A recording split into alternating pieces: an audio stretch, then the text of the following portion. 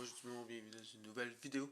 Donc aujourd'hui je vais faire mon dernier mock draft pour le repêchage de la Ligue nationale de 2023. Donc le repêchage est aujourd'hui, donc ça c'est vraiment mon dernier mock draft. Il n'y aura aucun changement dans ma prédiction. J'ai vraiment été avec toutes les connaissances que j'ai, avec toutes les ce qu'on sait à propos des équipes, qu'est-ce qu'ils veulent repêcher, qu'est-ce qu'ils ont besoin, qu'est-ce que je pense qui va arriver avec mon classement de mes meilleurs prospects. Donc c'est comme ça que je vais faire mon mock draft. Vraiment, c'est pour ça que je le remets à la fin, toute fin. J'ai vraiment essayé de regarder tout ce qui était possible. Donc, sans plus tarder, on va commencer avec le choix numéro un. Les Blackhawks de Chicago vont repêcher à la première position Connor Bedard. Et oui, sans surprise, je crois que Chicago vont repêcher Connor Bedard. Donc, qui est Connor Bedard? Vous devez sûrement connaître qui est Connor Bedard. C'est le gars qu'on parle depuis plusieurs mois, si c'est pas des années. C'est un centre, un gabarit de 5 pieds 9, 185 livres. Donc, il est pas grand, mais il est quand même très musclé, très fort physiquement. Il est canadien. Il a joué pour les Pats d'Origina. Si on pourrait dire ses forces rapidement, c'est vraiment son IQ offensif, sa créativité, mais surtout son tir. Son tir est vraiment sa plus grande force. Il a un tir incroyable, vraiment. Il va être un marqueur de but dominant dans la Ligue nationale. Et son offensive, en général, elle est dominante. Aussi, si on pouvait dire quelques faiblesses, c'est son physique. C'est pas le gars qui joue le plus physique, même s'il est très fort. Donc, c'est peut-être quelque chose qui a vraiment amélioré dans cette off-season. Mais aussi, c'est peut-être pas le meilleur défensivement. Il est pas atroce, mais c'est pas sa plus grande force. Ensuite de ça, à la deuxième position, les Ducks d'Anaheim sont très contents de repêcher Aram Fantilli dans n'importe quel autre repêchage, genre en 2022, 2021, même peut-être 2020. Aram Fantilli facilement aurait été un choix numéro un au total. Donc vraiment, Aram Fantilli est vraiment très fort. Aram Fantilli, c'est un centre de 6 pieds 2, 187 livres. Il est aussi canadien. Il a joué pour l'Université du Michigan dans la NCAA. Donc dans la NCAA, il a gagné le trophée Hobie Baker Award, qui est le trophée remis au meilleur joueur des universités américaines. Donc il a vraiment été dominant. Si on pouvait dire c'est quoi ses forces, c'est que vraiment il a un excellent IQ, il est bon dans toutes les facettes de jeu. Aussi il a un très bon physique, il joue très physique, mais aussi il est excellent offensivement. Il a des très bonnes mains, un très bon tir, très bon IQ. Vraiment, qu'est-ce qui le démarque des autres, c'est qu'il est vraiment complet partout. Il n'y a pas vraiment de faiblesse dans son jeu. Peut-être que des fois il essaie de faire des passes un peu trop risquées, donc ça va être un peu à corriger, mais c'est quelque chose qui peut facilement se corriger. Ensuite de ça, à la troisième position, les Blue Jackets de Columbus, je les vois repêcher Leo Carlson. Donc, Leo Carlson, qui est ce joueur? C'est un centre de 6 pieds 3, 194 livres. Il est suédois. Donc, il est vraiment très gros. C'est un gros centre. Donc, vraiment, souvent, ça, c'est des centres qui sont très recherchés dans le national. Donc, c'est pour ça que je le vois être repêché aussi haut. Donc, il a joué pour Örebro HK dans la SHL de cette année. Donc, il a été quand même très bon. C'est un peu un Adam Fantilli en un peu moins bon. Donc, il joue physique, il est très intelligent et il a des bonnes mains. Un peu moins que Fantilli, Bedard, Michkov, tous ces joueurs-là. Mais il a quand même un très bon tir, une très belle passe, un très bon IQ. S'il y avait quelque chose que je pourrais dire qui pourrait améliorer, c'est que je le trouve que c'est pas le joueur avec la meilleure accélération. C'est pas qu'il est lent, pas qu'il est pas rapide, mais c'est pas la meilleure accélération du repêchage. Mais sinon, il est très bon. Puis les Blue Jackets vont être contents de l'avoir. Ça va être leur futur centre numéro un dans leur organisation. Ensuite de ça, à la quatrième position, c'est vraiment là que le repêchage s'ouvre, selon moi. Parce que selon moi, le top 3 est quasiment sûr. Ça se peut qu'on se surprenne. L'année passée, on était sûr que Shane Wright allait sortir premier. Puis finalement, une semaine avant le draft, peut-être Slavkovski, puis tout d'un coup, Shane Wright a droppé quatrième. Donc on ne sait jamais qu'est-ce qui peut arriver, mais selon moi, le top 3 est vraiment sûr. C'est vraiment à la quatrième position. Qu'est-ce qui va arriver? Est-ce que les Sharks vont opter pour Matvey Michkov ou ils vont opter pour Will Smith? Puis honnêtement, avec qu'est-ce qu'on a vu, il y a plusieurs reporters qui ont dit que les Sharks étaient très intéressés à un joueur comme Will Smith. Vraiment, ils ne voulaient pas prendre le risque d'un Matvey Michkov, mais ils étaient vraiment intéressés à un Will Smith. Donc, qui est Will Smith? Will Smith est un centre de 6 pieds, 172 livres. Il est américain, il a joué pour le développement américain des moins de 18 ans. Donc, il a vraiment été très bon. Il a été dominant. Il faisait partie du trio avec Gabe Perreault et Ryan Leonard. Le trio qui a vraiment été dominant. Qu'est-ce qu'on peut dire pour lui vraiment? Le principal focus de lui, c'est qu'il est excellent offensivement. avec Michkov puis Bedard, c'est peut-être lui qui a les meilleures feintes et les meilleures mains de ce repêchage. Vraiment, il peut te faire des feintes incroyables, vraiment exceptionnelles. Mais il faut dire qu'il y a quelques problèmes. C'est que défensivement, c'est atroce. C'est vraiment pas bon défensivement. Et aussi, c'est que le fait, des fois, il essaie un peu trop de faire des feintes, puis ça peut le nuire, mais il réussit souvent à ses feintes. Donc, vraiment, ça va être un joueur qui va te faire beaucoup, beaucoup, beaucoup de points. Il est vraiment très intéressant offensivement. Ensuite de ça, à la cinquième position, c'est vraiment, j'ai eu de la misère à choisir. Est-ce que les Canadiens vont prendre la chance de prendre Matvei Michkov ou ils vont plus y aller pour un joueur plus sûr comme un Ryan Leonard ou peut-être un défenseur en David Rembacher? Mais qu'est-ce que j'ai vu? J'ai vu une vidéo, c'était Kent Hughes qui était interviewé après avoir eu une rencontre avec Matvei Michkov. Puis pour vrai, il disait beaucoup de beaux commentaires. Il disait que Matvei Michkov était mature, qu'il a vraiment aimé sa conversation avec lui. Donc je me suis dit que peut-être les Canadiens allaient faire le bon choix et allaient repêcher Matvei Michkov. Je sais, il y a plusieurs occasions qu'il a dit qu'il ne voulait pas prendre un joueur trop à risque, mais cette vidéo me dit qu'en plus du talent de Michkov, ça se peut que les Canadiens finalement fassent le bon choix. Donc, qui est Matvei Michkov? Matvei Michkov, désolé, est un ailier droit, 5 pieds 10, 148 livres, donc il est vraiment petit. Donc, il est russe, il joue avec le HK Sochi en KHL et il a encore 3 ans de contrat avec cette équipe. C'est ça le problème avec Michkov, c'est qu'il est pour rester en Russie pour au moins 3 ans. Mais si on regarde juste le joueur, le talent, son tir est juste fantastique. Si Bedard n'existait pas, ça aurait été le meilleur tir du repêchage et de loin. Ses feintes sont juste fantastiques. Honnêtement, offensivement, après Connor Bedard, Matvei Michkov est le meilleur joueur offensif de ce repêchage. Mais si on regarde les comptes, c'est que défensivement, c'est peut-être le pire joueur du repêchage. Et comme plusieurs Russes, ça arrive souvent que les Russes, c'est pas les meilleurs défensivement, mais Matvei Michkov, offensivement, va te faire des saisons de 100 points et plus à chaque année dans la Ligue nationale s'il atteint son potentiel. Donc moi, je me dis que les Canadiens, après avoir fait une échange pour aller chercher Alex Newhook, en plus d'avoir Kirby Doc, Monahan, Suzuki, Owen Beck dans les mineurs, dans le système pour un centre, je me dis que ça ne sert à rien d'aller chercher un autre centre comme Benson, Leonard. Et aussi, je me dis qu'avec des Hudson, des Gouli, des Mayu, des Harris, des Barron, des Jacky, je me dis que c'est inutile de repêcher un défenseur. Donc je me dis un ailier droit hyper talentueux, ça fit parfaitement avec les Canadiens de Montréal. Ensuite de ça, à la sixième position, je vois les Coyotes prendre le défenseur David Rembacher. Et pourquoi je les vois prendre David Rembacher? C'est parce qu'ils ont déjà plusieurs joueurs à l'attaque comme des Cooley, des Gunter, des Keller, des Geeky qui s'en viennent dans l'équipe. Et à la défensive, ils ont ouais, c'est ça. Ils ont complètement personne comme prospect. Donc, je me dis que David Rembacher, le meilleur défenseur de ce repêchage, ils vont le repêcher. Donc, qui est David Rembacher? C'est un défenseur 6 pieds 2, 187 livres. Donc, un gros défenseur droitier. Il est autrichien. Ensuite de ça, il a joué pour le EHC Kloten dans la Ligue de Suisse. Donc, ses forces, c'est vraiment sa passe. Je trouve qu'il y a une bonne passe de sortie de zone avec quand même un bon patin pour être capable de sortir la zone, la rondelle de la zone. Mais aussi, quand j'écris bâton, c'est que vraiment, je veux dire qu'il est capable de bien jouer avec son bâton en défensive, de bien harponner la rondelle. Et aussi, il est bon pour utiliser son corps pour bien repousser le joueur adverse.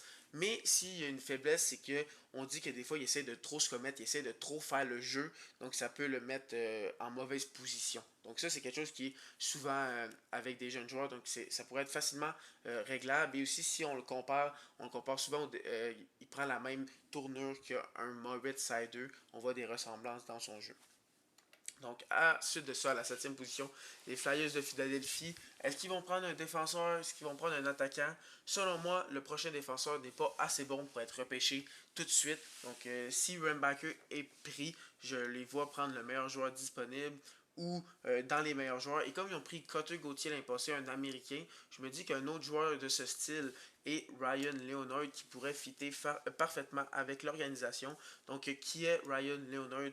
Ryan Leonard, c'est un centre qui peut aussi jouer à l'aile. Il est 5 pieds 11, 181 livres. Il est seulement 5 pieds 11, mais honnêtement, il joue comme un power forward, comme un attaquant de puissance. Donc, il est américain. Il a joué dans le développement américain des moins de 18 ans avec, sur le trio de Will Smith et Gabe Perreault. Donc, sa grosse force, selon moi, c'est qu'il a une excellente protection de rondelle. Il n'a pas peur d'absorber la mise en échec et de la retourner, de vraiment protéger la rondelle avec son corps. Après ça, de couper dans le centre de la glace pour après ça utiliser ses mains et ses feintes qu'il y a pour déjouer l'adversaire. Après ça, c'est un excellent marqueur de but. Honnêtement, Ryan Leonard, de tout le repêchage, c'est mon prospect préféré, je l'aime beaucoup. De la façon qu'il joue, j'adore ça. C'est un peu à la Mikko Rantanen, vraiment un power forward, un Matthew Tkachuk, vraiment dans ce style-là. Et aussi, je trouve que c'est un excellent marqueur de but. Mais une de ses faiblesses, c'est que souvent, des fois, il regarde trop la rondelle, il est trop hypnotisé par la rondelle et ça le fait qu'il n'est pas bien positionné. Donc, à la huitième position, là, on a les Capitals de Washington qui auraient espéré que Matvei Michkov soit disponible. Mais moi, dans mon mock draft, Matvei Michkov n'est plus disponible. Donc, je vois les Capitals de Washington repêcher un centre, parce qu'il y a quand même plusieurs bons centres dans ce repêchage. Et je les vois prendre un gros centre en Dalibor Dvorsky. Donc, pourquoi je les vois prendre Dalibor Dvorsky? Parce que Dalibor Dvorsky, c'est un centre de 6 pieds 1, 201 livres. Donc, il est vraiment très, très gros, très physique. Il est slovaque. Il a joué pour AIK dans la Hockey Allsvenskan League. Désolé si je l'ai mal prononcé. Et une de ses forces, lui aussi, c'est de protéger la rondelle. Et vraiment, il protège la rondelle très, très bien. Aussi, c'est des bonnes passes qu'il fait. Et une de ses faiblesses, c'est qu'il a peut-être pas les meilleures mains. Vraiment, oui, il peut faire des feintes, mais c'est pas sa plus grande force. Et aussi, qu'est-ce que j'aime de Dalibor Dvorsky, c'est vraiment le fait qu'il a une bonne passe, il a un bon tir, mais aussi c'est le fait que c'est le joueur que je pense qui est le plus haut, un des joueurs avec le plus haut plancher. Genre, selon moi, c'est quasiment sûr que Dalibor Dvorsky va faire la Ligue nationale de hockey. Selon moi, c'est quasiment sûr, genre, qu'il est au minimum. Genre, il a tous les atouts, il est bon au centre des mises en jeu, et il fait des bonnes passes, des bonnes mises en échec, il travaille bien, donc c'est quasiment sûr qu'il va faire la Ligue nationale. Donc, si tu as une équipe comme les Capitals de Washington, c'est très intéressant. Par la suite, à la 9e position, les Red Wings de Détroit vont être extrêmement heureux de repêcher Zach Benson. Selon moi, c'est le premier vol de ce repêchage.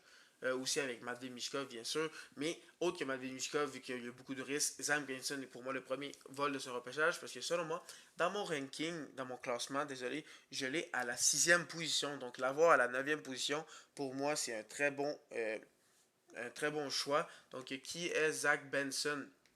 Zach Benson est un centre qui peut aussi jouer ailier de 5 pieds 10, 158 livres. Ça, c'est peut-être une de ses faiblesses, c'est le fait qu'il est quand même petit, pas très gros. Donc ça pourrait le faire descendre. C'est pour ça que je le vois descendre de 3 positions. Il est canadien. Il a joué pour les Winnipeg Ice dans la WHL. Donc sa plus grande force, selon moi, c'est qu'il a un très bon IQ dans les deux sens de la patinoire. Il est aussi bon offensivement que défensivement. Vraiment, il n'y a pas de faille dans son jeu. Aucune faille dans son jeu. Vraiment, à part le fait qu'il a un petit gabarit, honnêtement, je vois pas de faille dans son jeu. Une bonne passe, un bon tir, un bon choix de passe, bon choix de tir, quand même un bon patin. Pas le plus rapide, mais pas mauvais patineur. Vraiment, dans tous les sens, je vois pas de faille dans son jeu. C'est pour ça que j'adore le joueur Zach Benson. Donc, Eisenman va être très content de le repêcher. Ensuite de ça, à la 10e position, les Blues de Saint-Louis vont repêcher un joueur, mais moi, selon moi, j'ai l'impression que les Blues vont l'échanger, comme ils sont été chercher Kevin Hayes, puis j'ai vraiment l'impression qu'ils vont faire d'autres échanges pour aller chercher d'autres joueurs comme ça. J'ai vraiment l'impression que les Blues veulent retourner en série dès l'année prochaine et que j'ai l'impression qu'ils vont changer le choix. Mais si ils gardent leur choix, je les vois repêcher le défenseur Dimitri Shimachev, qui est Dimitri Shimachev. C'est un gros défenseur de 6 pieds 4, 201 livres, vraiment immense défenseur russe. Il a joué pour le Loko Yaroslavie dans la MHL, qui est la Ligue junior en Russie, c'est pas la KHL.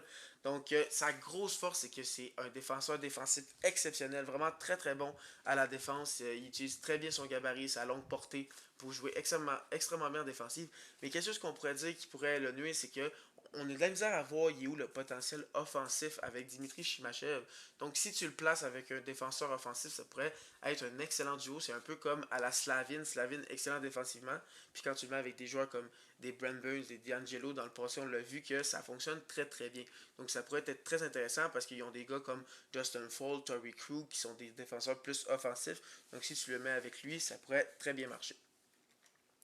Ensuite de ça, à la 11e position, les Canucks de Vancouver. J'ai vraiment aucune idée qu'est-ce qu'ils vont prendre. J'ai pas vu vraiment de insider dire ils sont plus intéressés par tel joueur, ils sont plus intéressés par un attaquant, par un défenseur. Donc moi, j'ai juste allé avec qu'est-ce que je trouve que les Canucks ont le plus de besoin. Et selon moi, ils ont déjà une très bonne attaque avec des JT Miller, Peterson, Besser, Kuzmenko. Donc ils ont déjà une pas pire attaque.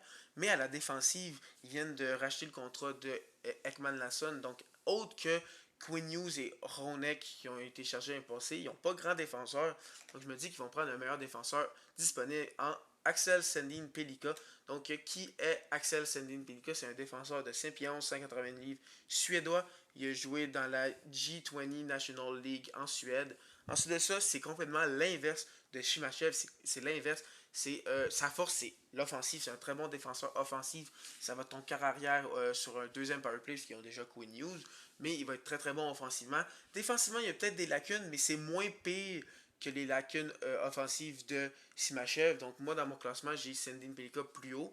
Mais comme les Blues ont déjà des défenseurs offensifs, je me suis dit pourquoi pas prendre le défenseur défensif. Donc Sandin Pelika, en plus, il est suédois, puis il y a quand même déjà quelques Suédois dans les Canucks. Je me dis que ça pourrait bien fitter.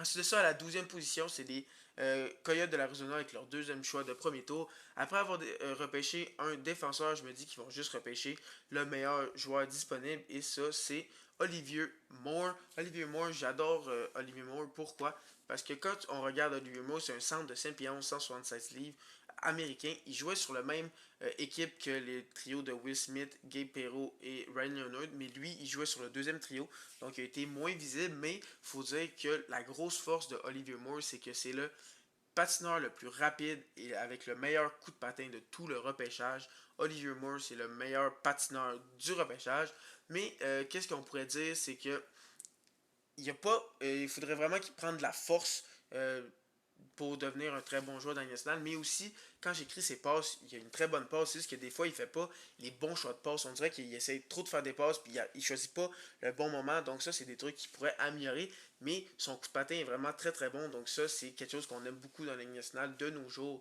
avoir un joueur rapide. Donc je trouve que les Devils, pas les Devils, mais les Coyotes, désolé, ça n'a vraiment pas rapport à les Devils. Donc les Coyotes, s'ils sortent avec un joueur comme Rambacker et Olivier Moore, vraiment, je trouve que c'est très bon. Olivier Moore va vraiment bien compléter une équipe avec des Cooley, des Geeky, des Keller, puis tout ça. Donc, je trouve que les Coyotes, s'ils sortent avec Rambacker, Moore, ils vont être en business pour le futur. Ensuite de ça, la 13e position, je pense que ça, c'est le choix que je trouve qui fit le plus. C'est le joueur Gabe Perreault. Pourquoi je dis que ça fit le plus? Gabe Perreault peut être le joueur que tu trouves tellement mauvais dans ton équipe parce qu'il fait pas grand chose, mais que tu peux trouver que ça peut être le meilleur joueur de ton équipe. Parce que selon moi, Gabe Perreault, c'est pas un joueur qui va créer l'offensive, c'est pas le joueur qui va être le joueur que tu veux miser ta franchise, mais c'est le meilleur complément. Ça va être le joueur qui va le plus complémenter une équipe. C'est comme un joueur que si tu as déjà ton McDavid, je dis McDavid, mais si tu as déjà ton joueur numéro 1, puis que tu le complètes avec un Gabe Perreault, ça va être fantastique. Et comme les, les Sabres de Buffalo ont déjà tous leurs jeunes joueurs en Tate Thompson, en Alex Stock, en Cousin, en Middlestat, en Jack Quinn. Ils ont déjà tous leurs jeunes prêts à jouer en attaque offensivement. Un Gabe Perreault va bien compléter parce que Gabe Perreault, selon moi, c'est le meilleur complément. Il va être très bon sur un avantage numérique. Il va compléter des joueurs comme des Tate Thompson, il va faire des belles passes, il a un très bon IQ offensif.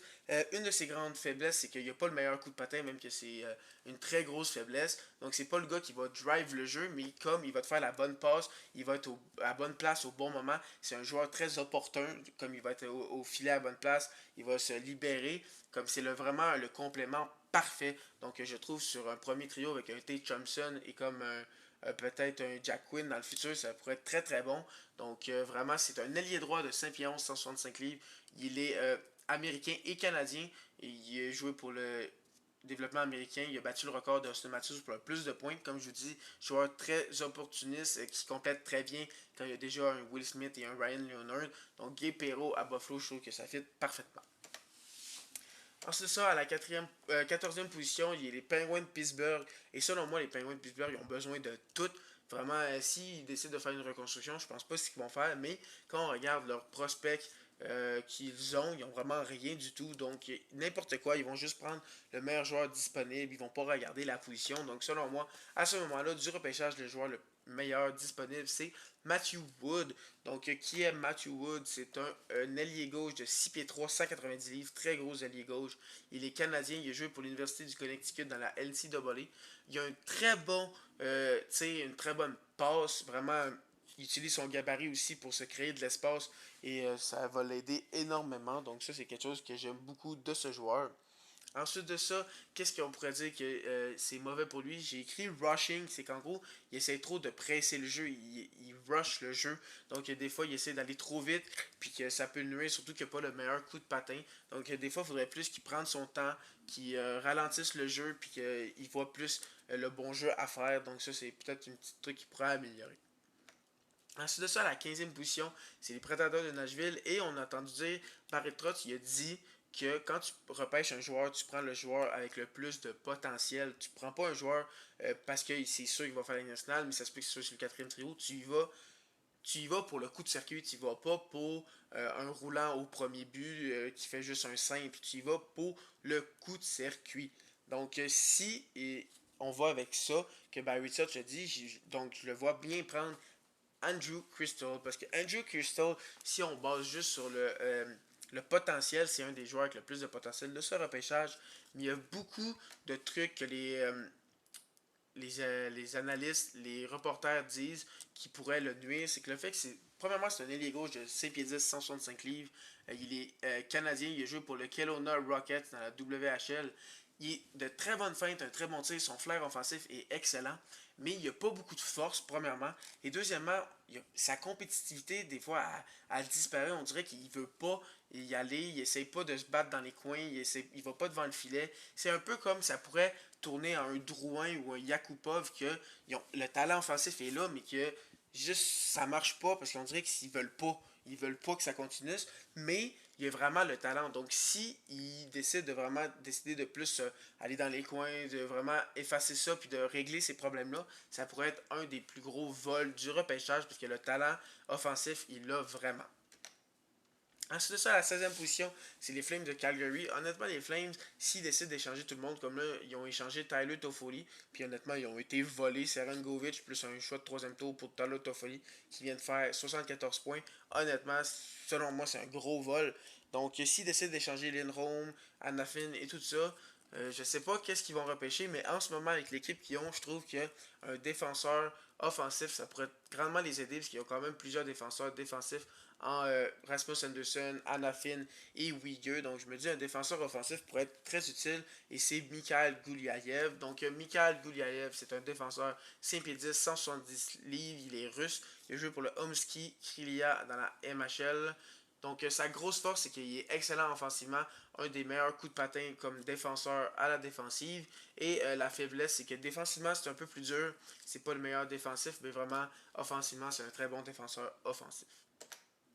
Ensuite de ça, on va passer à la deuxième partie de la vidéo, c'est les choix 17 à 32. Celui-là, je vais y aller un peu plus vite parce que sinon, ça va vraiment être trop long. Et aussi, plus le repêchage avance, moins j'ai d'informations sur les prospects. Donc, je vais y aller un peu plus vite, mais je vais quand même décrire pourquoi j'ai fait ces choix-là. Donc, à la 17e position, je vois les Red Wings avec leur deuxième choix prendre Corby Barlow. Corby Barlow est un attaquant de puissance qui est un excellent tir, vraiment un très très bon tir. Il pourrait vraiment surprendre. J'ai même vu du bon de l'avoir dans leur top 10. Moi, j'ai peut-être quelques questions que je me dis que peut-être ça pourrait ne pas fonctionner en Ligue nationale, mais sinon, excellent tir. Il utilise très bien son gabarit. Ensuite de ça, à la 18e position, il y a Quinton Musty, lui aussi c'est un attaquant de puissance, c'est un très gros gabarit. Il y a plusieurs personnes qui l'ont plus haut que moi dans leur repêchage, mais il y a vraiment juste ce repêchage-là, c'est juste un repêchage tellement de profondeur. Donc vraiment, jusqu'à 32, c'est des bons choix. Donc Quinton Musty, j'aime ce prospect-là, je trouve qu'il est très bon. Il a un très gros gabarit avec un bon tir, une belle passe. Ensuite, ça, à la 19e position, je vois les Blackhawks de Chicago prendre Brandon Yager. Brandon Yager, vraiment, moi, je l'avais plus haut au début de la saison, mais plus la saison continuait, plus il est descendu dans des classements. Il m'a un peu déçu, mais qu'est-ce que j'aime sur lui, c'est qu'il est très responsable dans sa zone aussi, mais il a une faiblesse, c'est son coup de patin, il n'a pas le meilleur coup de patin. Ensuite de ça, à la 20e position, les Kraken de Seattle vont repêcher, selon moi, Nate Danielson. C'est un des joueurs avec le plus haut plancher. Vraiment, c'est quasiment sûr qu'il va faire la Ligue nationale. Il y a beaucoup d'attraits offensifs qui sont très aimés de plusieurs personnes. Je l'ai vu dans quelques listes qui étaient 14e, 15e. Donc moi, je l'ai 20e avec le Kraken de Seattle. C'est ça, la 21e position, j'ai Otto Stenberg. Honnêtement, Otto Stenberg, moi je l'ai plus dans mon classement à la 30e position à peu près, mais beaucoup de personnes l'ont même top 20, top 15. Donc je me dis sûrement qu'il y a quelque chose que je vois pas avec Otto Stenberg. Donc je me dis pourquoi pas le mettre à la 21e position. Honnêtement, je pourrais pas vous dire pourquoi je le mets aussi haut. C'est vraiment juste, j'ai tout le monde là plus haut que moi dans leur classement. Ensuite de ça, les Flyers à la 22e position, je les vois prendre un défenseur en Tom Willander. Donc, comme plus tôt, je vous l'ai dit, je les ai vus prendre un attaquant en Ryan Leonard. Là, je les vois prendre un défenseur en Tom Willander. On parle beaucoup du défenseur suédois Axel Sandin Pelika, mais Tom Willander est un très bon défenseur suédois lui aussi. Donc, vraiment à la 5e position, il est très très bon. Donc, vraiment très bon flair offensif. Il a monté durant l'année dans les classements.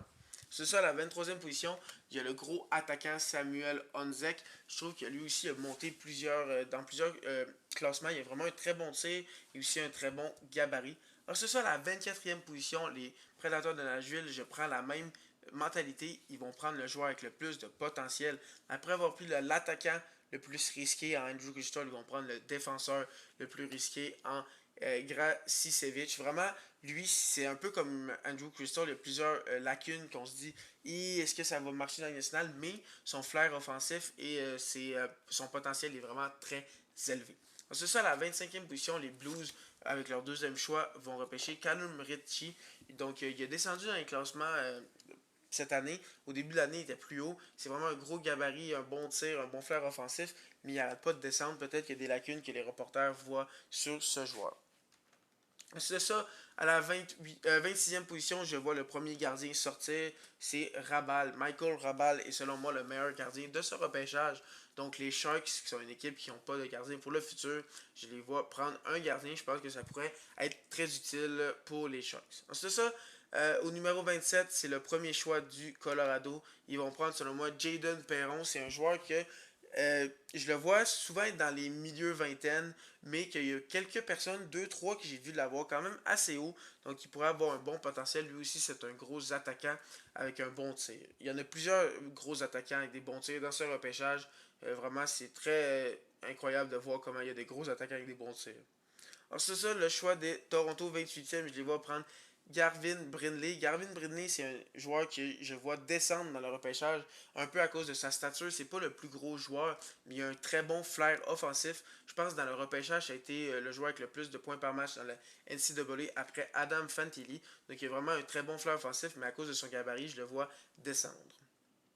Ensuite de ça, à la 29e position, après avoir repêché Callum Rittich, un attaquant, et un défenseur en 6 matchs, je vois les Blues prendre un gardien de but. C'est selon moi Try Augustine, il est le deuxième meilleur gardien de but du repêchage. Donc je vois les Blues le prendre. Donc ça pourrait être un peu haut, mais je le dis que pourquoi pas prendre défenseur, attaquant, gardien, ça serait parfait. Ensuite ça, à la 30e position, je vois les Hurricanes de Caroline prennent le meilleur joueur disponible en Ethan Gauthier. Donc, Ethan Gauthier, c'est un joueur que j'aime beaucoup. De base, j'avais mis 31 parce que je le voyais avec les Canadiens, un français, un francophone avec les Canadiens, mais là, je le vois avec les Hurricanes. C'est ça avec le choix qui a été échangé dans l'échange de Alex Newhook au Colorado. Le choix 31e de Colorado, je les vois prendre un défenseur en Étienne Morin, un très bon défenseur que j'aime bien. Selon moi, après je trouve qu'Étienne Morin est très très bon. Il aurait pu avoir Daniel Booth, que j'aurais pu mettre, ou Bonk aussi, que ce sont deux bons joueurs que j'aurais pu voir sortir dans le premier round. Et pour finir, j'ai Riley Eid, donc comme j'ai dit, Daniel Booth et Bonk pourraient facilement sortir en première ronde. Donc ça, c'est mon top 32 pour le repêchage. Donc dites-moi dans les commentaires qu'est-ce que vous pensez de mon mock draft, qu'est-ce que vous aurez fait. Et j'ai vraiment hâte de voir le repêchage ce soir. Donc j'ai vraiment hâte de voir si les Canadiens vont faire le bon choix en prenant Matvei Michkov. Donc merci beaucoup d'avoir été là. Si vous avez écouté jusqu'à maintenant, vous êtes encore là, sûrement que vous avez aimé la vidéo. Donc n'hésitez pas à liker, à vous abonner si ce n'est pas déjà fait et cliquez la petite cloche pour savoir quand je vais faire d'autres vidéos. Et sur ce, bonne fin de journée.